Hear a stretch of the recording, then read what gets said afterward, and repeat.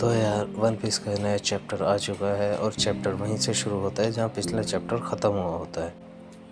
कायदो जो अभी तक ज़मीन के अंदर धंस रहा होता है, कायदो अपनी नॉर्मल फॉर्म में आ चुका होता है। इसका मतलब ये है कि कायदो अब पूरी तरीके से अनकॉन्शियस है, क्योंकि वह ड्रैगन फॉर्म से नॉर्मल फॉर्म में आ चुका है। और उधर दूसरी ओर लूफी भी आसमान से गिर रहा होता है, वो भी पूरा अनकॉन्शियस होता है, लेकिन उसे यामातो कैच कर लेती है, वह उसे ज़मीन पर गिरने नहीं देती है। फिर हमें फ्लावर कैपिटल का व्यू दिखाया जाता है, जहाँ पर फेस्टिवल लगभग ख़त्म हो चुका होता है और साथ में हमें एक क्यूट सा तोको और हितेस्तु का मोमेंट देखने को मिलता है। तोको हितेस्तु से पूछती है कि अगर उसके पापा जानते थे कि वो पकड़ा गया तो मारा जाएगा, तो वो क्यों अपने आप को सरेंडर करता है, क्यों अपने आप को गिरफ्तार करवाता है। तो हितेस्तु उसे कुछ एक्सप्लेन करता है जो हमें यहाँ अभी बताया नहीं गया है, हो सकता है वो हमें बाद में बताया जाए। हितेस्तु के समझाने के बाद तोको ने अपने लालटेन पे जो मैसेज लिखा होता है कि पापा मैं तुम्हें दोबारा देखना चाहती हूँ, मिलना चाहती हूँ, उसे काट कर वो उस पर थैंक यू लिख देती है और लालटेन को उड़ा देती है।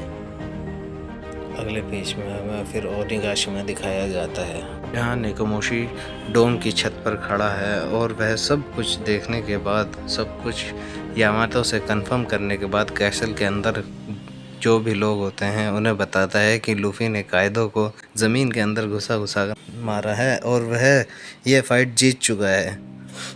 अरे मजाक कर रहा हूँ यार, मतलब वह कहता है कि लूफी ने कायदो को ज़मीन के अंदर घुसा दिया है और वह यह फाइट जीत चुका है। साथ ही नेकोमोशी ये भी अनाउंस करता है कि मोमो ने ओनिगाशिमा को फ्लावर कैपिटल पर लैंड करा दिया है, मेन आइलैंड पर लैंड करा दिया है। जब सब लोग सुनते हैं कि जो दूसरा ड्रैगन था, पिंक कलर का जो ड्रैगन था, वो मोमो था, तो सब शॉक हो जाते हैं। इसी अनाउंसमेंट के साथ ही हमें सबका चेहरा दिखाया जाता है, जहां सब हैरान और शॉक्ड होते हैं कि कैसे लूफी फाइट जीत गया है। हमें Law, Kid, Straw Hats, Red Scabbards, samurais सभी का चेहरा दिखाया जाता है और उनके चेहरे से साफ देखकर कहा जा सकता है कि ये कितने शॉक्ड हैं कि लूफी जीत गया है। लेकिन साथ ही उसोप किन और कीकू को चॉपर के पास लेकर आता है उन्हें ठीक कराने के लिए, क्योंकि उनकी हालत बहुत ख़राब होती है। और साथ ही फ्रैंकी भी जोरो को लेकर आता है, जो पूरी तरीके से अनकॉन्शियस होता है, उसकी हालत भी बहुत ख़राब होती है। उसे देखकर लगता नहीं कि वह बच पाएगा, लेकिन वह तो मेन कैरेक्टर है, एक one of the main character है, उसे कैसे कुछ हो जाएगा। फिर हम देखते हैं कि जब मोमो जो निशा से बात कर रहा होता है, तभी ज़मीन के अंदर से उसे शौक महसूस होता है। उसे लगता है यह किसी तरह का अर्थक्वेक है, भूकंप है, लेकिन वह देखता है कि 20 पायरेट्स के बचे हुए जो मेंबर होते हैं वो लोग समुराइज पर फायरिंग कर रहे होते हैं। वो लोग ये एक्सेप्ट करने को तैयार ही नहीं होते हैं कि उनका बॉस स्ट्रॉन्गेस्ट क्रिएचर अलाइव कार्डो भी किसी से हार सकता है। पर वो सब अब पुरानी बात है और हमारे हीरो ने उसे हरा दिया है।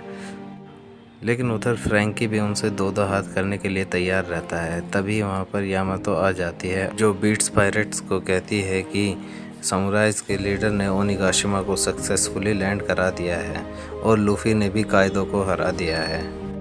अब अगर कोई लड़ता है तो वह उसे खुद एलिमिनेट कर देगी, उसे खुद मारेगी।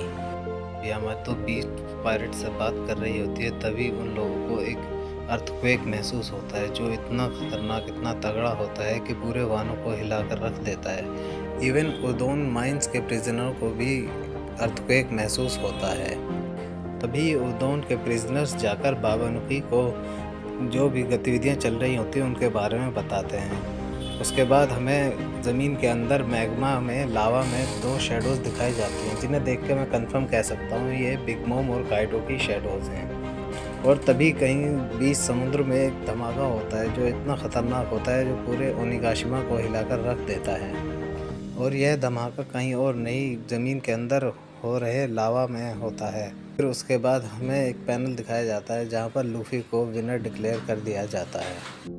लूफी के विनर अनाउंसमेंट होने के बाद मोमो अपनी ड्रैगन फॉर्म में ही रेड स्कबर्ड्स के साथ फ्लावर कैपिटल पहुंचता है, जहां के लोग उसे देखते ही उनके लोगों की फटके चार हो जाती है। उन्हें लगता है जैसे कायदो वहां पर आ गया है। सब लोग उससे डरते हैं और डर के मारे वे लोग इधर उधर भागने लगते हैं, घबराहट में इधर उधर भागने लगते हैं। तभी मोमो उन लोगों को बोलता है कि उन लोगों को घबराने की ज़रूरत नहीं है, वो कायदो नहीं है। और जो अभी धमाका उन लोगों ने सुना था वो कुछ और नहीं बल्कि कायदो और बिग मॉम का सेंड ऑफ था, मतलब उन लोगों का खात्मे का अलार्म था। और इसके बाद मोमो अपनी नॉर्मल फॉर्म में वापस आ जाता है। अभी वहाँ पर मोमो के साथ क्योशिरो और कोमुरासाकी अपीयर होते हैं ताकि वो लोग वानो के लोगों को समझा सकें कि ये दूसरा ड्रैगन आखिर है कौन। तभी क्योशिरो बोलता है कि अब आपके सामने वानो के नए शोगन आ रहे हैं, और यहीं पर चैप्टर ख़त्म हो जाता है। तो गाइज़ ये था वन पीस के नए चैप्टर का एक्सप्लेनेशन। अगर आपको मेरे एक्सप्लेन करने का तरीका पसंद आया हो तो लाइक करें, कमेंट करें और शेयर करें। साथ ही नए वीडियोस देखने के लिए चैनल को सब्सक्राइब कर दें और बेल आइकन को प्रेस कर दें ताकि आप मेरी आने वाली नई वीडियोस को मिस ना करने पाएँ। तो फिर मिलते हैं अगले हफ्ते नए चैप्टर के साथ। तब तक के लिए नमस्ते, खुदा हाफिज़, सत श्री अकाल और गुड बाय।